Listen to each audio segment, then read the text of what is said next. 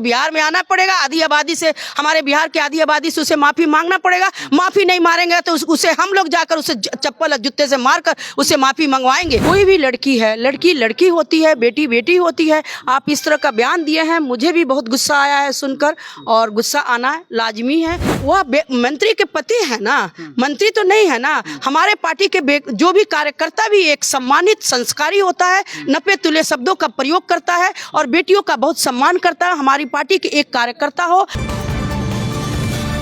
हम आपको पहले एक बयान को सुनवाते हैं, पहले इस बयान को सुनिए। बेटा शादी बुढ़ापे में करोगे, हम लोग 3-4 बच्चे हो जाते हैं। लड़की हम तुम्हें दिवाली बिहार से ले आए, बिहार में 20-25 हजार रुपए मिल जाती है।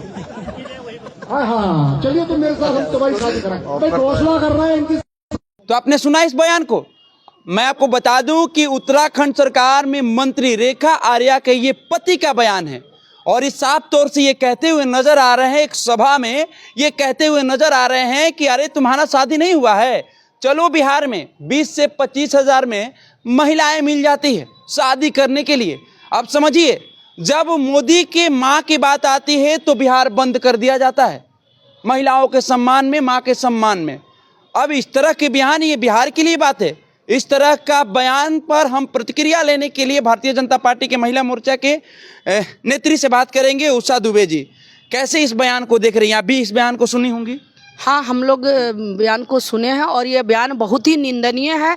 किस तरह से हमारे बिहार को लो देखना, हमारे बिहार की लड़कियों को लो देखना, हे दृष्टि से देखना। कोई भी लड़की है, लड़की लड़की होती है, बेटी बेटी होती है। आप इस तरह का बयान दिए हैं, मुझे भी बहुत गुस्सा आया है सुनकर, और गुस्सा आना लाजमी है, क्योंकि हमारे जो माननीय प्रधानमंत्री जी जो हैं, वो हमारे बेटी बचाओ बेटी पढ़ाओ, बेटियों का संरक्षण करते हैं, बेटी हमारी कैसे आगे बढ़े, दिन दुना रात चौगुना कैसे आगे बढ़े, उनके लिए काम करते हैं। और हमारे बिहार की बेटियों के लिए बात आएगी तो बस गुस्सा से आप लोगों का काम हो जाएगा। मोदी जी के माँ के जो गाली दिया गया था, उनके सम्मान में आप लोग बिहार बंद कर दिए थे।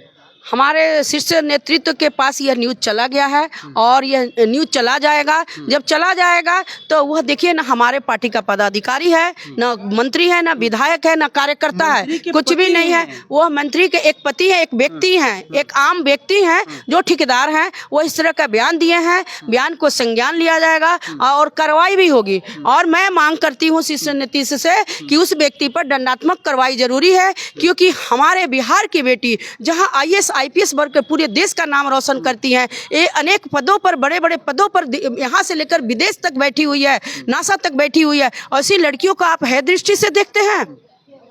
ऐसे है दृष्टि से देखने वाले व्यक्ति को जल्दी से जल्दी दंडात्मक कार्रवाई हमारे प्रधानमंत्री जी और शीर्ष नेतृत्व जल्दी से जल्दी करें। वह हमारे, पहले बता दूं कि वह व्यक्ति न हमारे पार्टी का है, न कार्यकर्ता है, न कोई पदाधिकारी है। हमारे पार्टी बहुत ही संस्कारी, पार्टी से वो भी जुड़े हुए हैं। वह मंत्री के पति है ना, मंत्री तो नहीं है ना। हमारे पार्टी के जो भी कार्यकर्ता भी एक सम्मानित संस्कारी होता है, नपे तुले शब्दों का प्रयोग करता है और बेटियों का बहुत सम्मान करता है। हमारी पार्टी के एक कार्यकर्ता हो या पदाधिकारी, मंत्री, विधायक, सब हमारी बेटियों को बहुत सम्मान करता है। यह व्यक्ति एक अलग है, एक कोई हमारी पार्टी से उसको लेना देना नहीं है। इस तरह का बयान दिया गया है, लेकिन मैं मांग करती हूँ कि वह कोई भी व्यक्ति है, इस तरह का बयान देना गलत है, उस पर कार्रवाई जरूरी है। जहां एक तरफ भारत के प्रधानमंत्री नरेंद्र मोदी, चाहे बिहार के मुख्यमंत्री नीतीश कुमार कहते हैं कि बेटी पढ़ेगी तो बेटी आगे बढ़ेगी। नीतीश कुमार महिलाओं को रोजगार के लिए 10-10 हजार रुपया देने का काम किए चुनाव के समय, आपने देखा।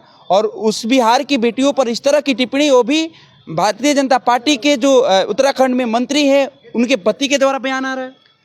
अभी तो उनका बयान आया है, इस पर बयान को पूरी तरह से अभी जांचा जाएगा, देखा जाएगा। उसके बाद जांच करने के बाद उन पर कार्रवाई होगी ना। कोई हमारे पार्टी के वो व्यक्ति नहीं है, लेकिन कोई भी व्यक्ति हो, इस तरह का बयान गलत बयान गलत ही होगा। और रही बात कि हमारे एनडीए सरकार, या तो प्रधानमंत्री जी हैं या नीतीश कुमार जी हैं, हमारे बेटियों को बहुत ही आरक्षण देते हैं, आगे बढ़ने के लिए काम करते हैं।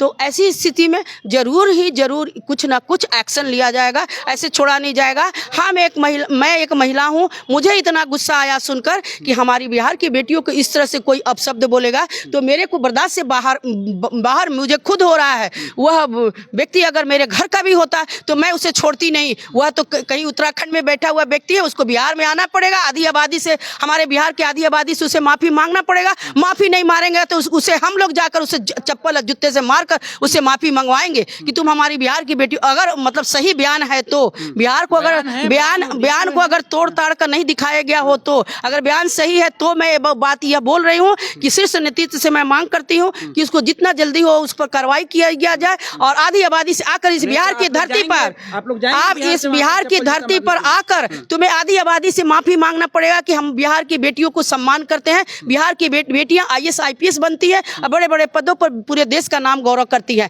ऐसी बेटियों को तुमने ऐसे कैसे आकलन कर सकता है इतने कम छोटी बातों से।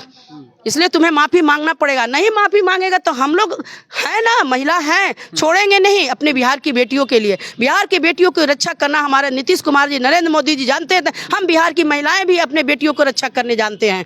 छोड़ेंगे नहीं, उसे छोड़ेंगे नहीं छोड़ेंगे। अब देखना होगा अगला कदम क्या उठाती है भारतीय जनता पार्टी। लेकिन जिस तरह से बयान दिया गया है, अब एक तरफ से कह ले कि राजनीतिक में भूचाल मच गया है।